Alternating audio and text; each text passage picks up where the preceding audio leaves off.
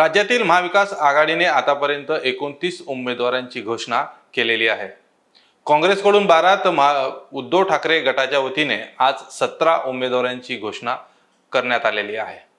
महायुतीचं अद्यापही जागा वाटप रखडलेलं असताना आणि भाजपच्या वतीने 23 उमेदवारांची नावे घोषित करण्यात आली होती। मात्र आज महाविकास आघाडीच्या काही जागांवर अद्यापही वाद असताना ठाकरे गटाच्या वतीने 17 शिलेदारांची घोषणा करण्यात आलेली आहे। यापूर्वीच वेगवेगळ्या 3 याद्यांमधून काँग्रेसने देखील आतापर्यंत 12 उमेदवारांची घोषणा केलेली आहे। मात्र राष्ट्रवादी काँग्रेसचे शरद पवार गटाच्या वतीने अद्यापही उमेदवारांची घोषणा अधिकृतरित्या करण्यात आलेली नाही आहे। बारामतीतून विद्यमान खासदार सुप्रिया सुळेच निवडणूक लढवणार या संदर्भात शरद पवार यांनी सभेतून त्यांची घोषणा केली होती उमेदवारीची। मात्र अधिकृत जी यादी आहे ही अद्यापही राष्ट्रवादी शरद पवार गटाच्या वतीने आलेली नाही आहे। शरद पवार गटाची आज पार्लमेंटरी बोर्डाची महत्त्वपूर्ण बैठक मुंबईत शरद पवार यांच्या उपस्थितीत सुरू आहे। या बैठकीनंतर राष्ट्रवादी शरद पवार गटाची देखील यादी काही नावांची जाहीर होण्याची शक्यता आहे। मात्र विशेषतः महाविकास आघाडीतील प्रमुख पक्ष असलेल्या उद्धव ठाकरे यांच्या पक्षाच्या वतीने ज्या 16 शिलेदारांची जी घोषणा करण्यात आलेली आहे त्यामुळे कुठेतरी आघाडीमध्ये बिघाडी होणार का अशी शक्यता वर्तवण्यात येत आहे। कारण की प्रामुख्याने 2 मतदारसंघामधून आघाडीमध्ये बिघाडी होण्याची शक्यता आहे। ते आहे दक्षिण मध्य मुंबई आणि दुसरा आहे तो म्हणजे सांगली जागेसंदर्भात देखील मोठ्या प्रमाणात वाद सुरू आहे। विद्यमान आमदार तथा माजी मंत्री विश्वजित कदम हे त्या जागेसाठी आग्रही आहे। त्या संदर्भात आज ठाकरे गटाच्या वतीने यादी जाहीर केल्यानंतर तातडीने सांगलीतील जे नेते आहे आणि महाराष्ट्रातील जे प्रमुख नेते हे आज दिल्लीला गेलेले आहे आणि सांगली संदर्भातील जो वाद आहे त्या संदर्भात सोनिया गांधी यांच्याशी देखील चर्चा करणार आहे। जर ठाकरे गटाने उमेदवारी मागे घेतली की नाही किंवा विश्वजित कदम यांचा प्रेशर आणि स्थानिक लोकांचं नेत्यांचं प्रेशर पाहता या ठिकाणी महाविकास आघाडीमध्ये पहिली मैत्रीपूर्व लढत होण्याची शक्यता देखील सांगलीतून वर्तवण्यात येत आहे। प्रामुख्याने जे उद्धव ठाकरे यांच्या वतीने जे 17 शिलेदारांची जी यादी आज जाहीर करण्यात आलेली आहे ती पुढील प्रमाणे आहे। त्यात बुलढाणा हा जो मतदारसंघ आहे हा मतदारसंघ हा पहिल्यापासूनच शिवसेनेचा बालेकिल्ला म्हणून ओळखला जातो। त्या ठिकाणी प्रतापराव जाधव हे अनेकदा खासदार म्हणून निवडून गेलेले आहे। मात्र त्यावेळी शिवसेना ही एक संघ होती। आता शिवसेना फुटीनंतर प्रतापराव जाधव हे एकनाथ शिंदे यांच्यासोबत गेलेले आहे। त्यामुळे ही निवडणूक प्रतापराव जाधव यांच्यासाठी अतिशय महत्त्वाची असणार आहे। या ठिकाणाहून उद्धव ठाकरे यांनी नरेंद्र खेडेकर यांना उमेदवारी दिलेली आहे। नरेंद्र खेडेकर हे जिल्हा परिषदेचे अध्यक्ष होते, त्यानंतर जिल्हा शिवसेनेचे जिल्हा प्रमुख होते। त्यामुळं या मतदारसंघामध्ये नरेंद्र खेडेकर यांची देखील मोठ्या प्रमाणात पकड आहे। मात्र जशी प्रतापराव जाधव यांना इतर निवडणुकीमध्ये जे संघर्ष करावा लागत नव्हता तो संघर्ष ह्या निवडणुकीमध्ये होण्याची शक्यता आहे। कारण की तळागाळातला जो शिवसैनिक आहे, कारण की उद्धव ठाकरे यांचे गेल्या 2 दौरे बुलढाण्यामध्ये झाले होते, त्या बुलढाण्याच्या दौऱ्यांना सभेला जो मोठ्या प्रमाणात प्रतिसाद मिळत होता हा लक्षणीय होता। त्यामुळं या मतदारसंघात देखील जी लढत आहे ही चौरशीची ठरणार आहे। अद्यापही ठाकरे गटाच्या वतीने उमेदवार जाहीर करण्यात आला असला तरी मात्र शिंदे गटाच्या वतीने अद्यापही अधिकृत उमेदवार जाहीर करण्यात आलेला नाही आहे। त्यामुळे प्रतापराव जाधव यांनाच या ठिकाणून पुन्हा उमेदवारी मिळण्याची शक्यता वर्तवण्यात येत आहे। ही निवडणूक अतिशय चौरशीची ठरणार आहे। दुसरा मतदारसंघ आहे ज्या ठिकाणून यवतमाळ वाशिम मध्ये सलग 5 वेळा शिवसेना सलग असताना भावनाताई गवळी ह्या निवडून आल्या होत्या। निवडून आल्यानंतर भावनाताई गवळी शिवसेनेत फूट पडल्यानंतर शिंदे गटात शिंदेसोबत गेल्यात। त्यावेळेस शिंदे गटांसोबत जाण्यापूर्वी ज्यावेळेस शिवसेना एक संघ होते त्यावेळेस भावनाताई गवळी यांच्यावर एका संस्थेसंदर्भात ईडीच्या मार्फत चौकशी झाली होती। त्यावेळेस त्यांच्यावर मोठ्या प्रमाणात प्रेशर असल्यामुळे त्या कुठेतरी शिंदे गटात गेल्या असे देखील बोलले जात होतं।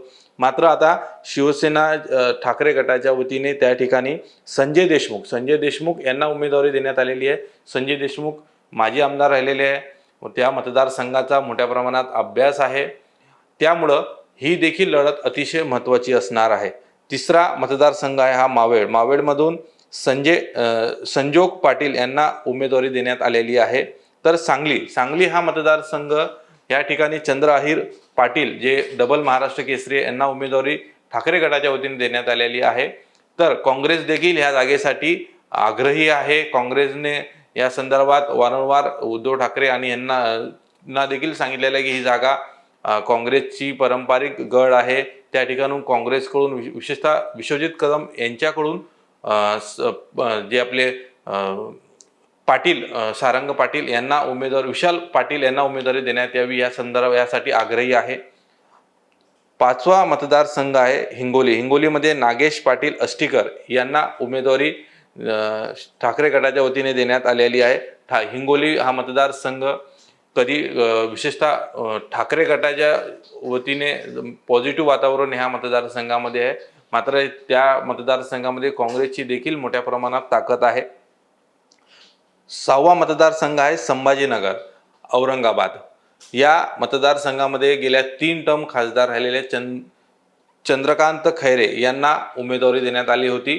2019 मध्ये जी निवडणूक झाली होती त्या निवडणुकीमध्ये चंद्रकांत खैरे यांचा पराभव झाला होता आणि त्या ठिकाणी MIMचे उमेदवार निवडून आले होते. मात्र यावेळेस पुन्हा ही उमेदवारी चंद्रकांत खैरे यांना देण्यात आलेली आहे. मात्र चंद्रकांत खैरे यांना उमेदवारी देण्यात आली असली तरी कुठंतरी विरोधी पक्षनेते असलेले अंबादास दानवे नाराज असल्याचं बोललं जात होतं.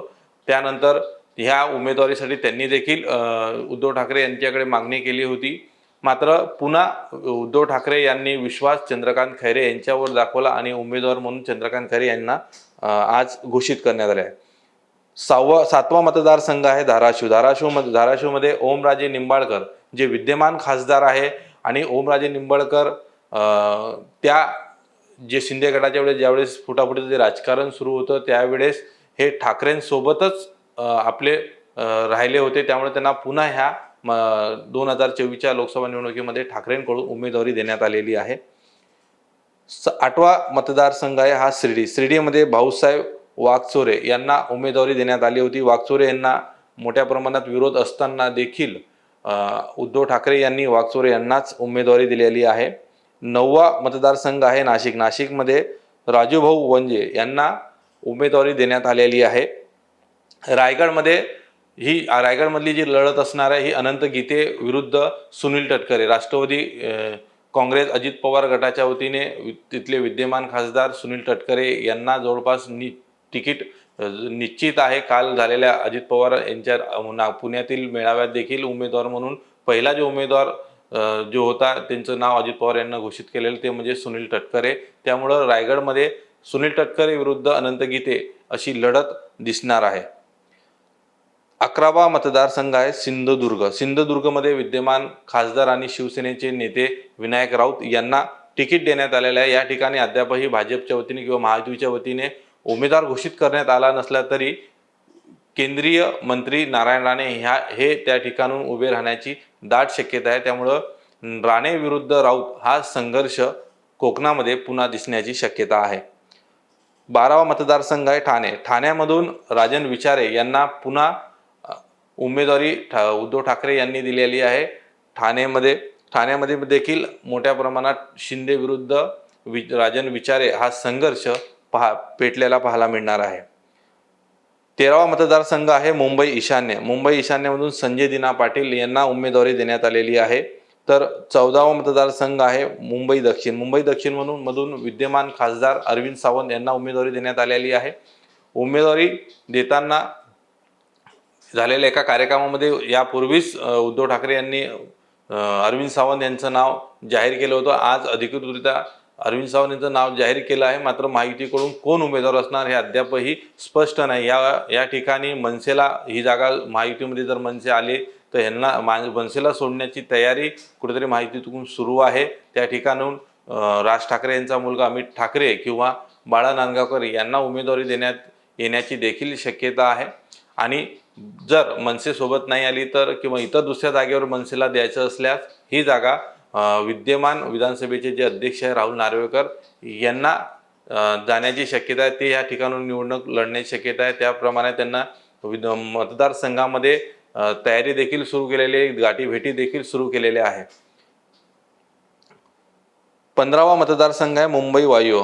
या ठिकाणी अमोल कीर्तीकर यांना उमेदवारी देण्यात आलेली आहे. अमोल कीर्तीकर हे गजानन कीर्तीकर जे तिथले जे विद्यमान खासदार आहे यांचे, गजानन कीर्तीकर यांचे मुलगा आहे. मात्र एकंदरीत हा जो मतदारसंघ आहे, या मतदारसंघामध्ये जर शिंदे गटाच्या वतीने जर उमेदवारी दिली तर गजानन कीर्तीकर यांनाच देण्यात येणार आहे.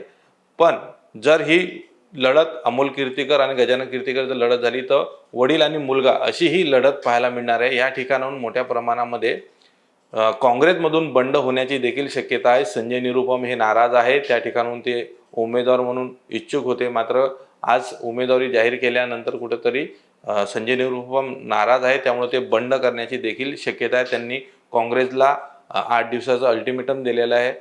मात्र आता ह्या उमेदवारीमध्ये काय होणार हे पाहावं लागणार आहे. 16वा मतदारसंघ आहे परभणी. परभणीमधून संजय जाधव यांना उमेदवारी देण्यात आलेली आहे. संजय जाधव हे पहिल्यापासूनच शिवसेनेचे जे उद्धव ठाकरे यांच्यासोबत राहिले, बंड झालं त्यावेळी देखील हे शिवसेनेसोबतच राहिले होते आणि त्या ठिकाणी अद्यापही महायुतीकडून कोणताही उमेदवार जाहीर करण्यात आलेला नसला तरी जे नुकतेच महायुतीमध्ये जे आलेले आहे महादेवराव जानकर यांना परभणीमधून उभं करण्याची शक्यता महायुतीकडून सुरू आहे. आणि 17वा मतदारसंघ आहे तो म्हणजे मुंबई दक्षिण मध्य. या ठिकाणून अनिल देसाई यांना उमेदवारी देण्याची शक्यता. अनिल देसाई हे शिवसेना प्रमुख उद्धव ठाकरे यांच्या अतिशय जवळचे मानले जातात. यापूर्वी ते राज्यसभेवर होते. त्यांचा कार्यकाळ संपल्यानंतर आता त्यांना लोकसभेची ही दक्षिण मध्य मुंबईची तिकीट उमेदवारी देण्यात आलेली आहे. ही लढत देखील महत्त्वाची असणार आहे. या ठिकाणून काँग्रेसच्या वतीने अध्यक्षा तथा माजी मंत्री वर्षाताई गायकवाड इच्छुक होत्या आणि तो मतदारसंघ देखील हा जो आहे हा ठाकरे उद्धव ठाकरे यांचा बालेकिल्ला मानला जातो. कारण की त्या ठिकाणाहून विद्यमान जे आता ठाकरे शिंदे गटांमध्ये गेलेले आहे राहुल शिरवाळे हे विद्यमान खासदार आहेत. शिंदे गटाकडून त्यांनाच उमेदवारी मिळण्याची शक्यता आहे. त्यामुळं ही लढत देखील महत्त्वाची ह्या लोकसभेमध्ये पाहण्याची शक्यता आहे. त्यामुळं येणाऱ्या ह्या जे सांगली आणि जो मतदारसंघासंदर्भात जो वाद आहे, सांगली आणि इतर 2 मतदारसंघ आहेत, तर त्यामध्ये महाविकास आघाडी कशा प्रकारे आपला तोडगा काढते हे महत्त्वाचं ठरणार आहे.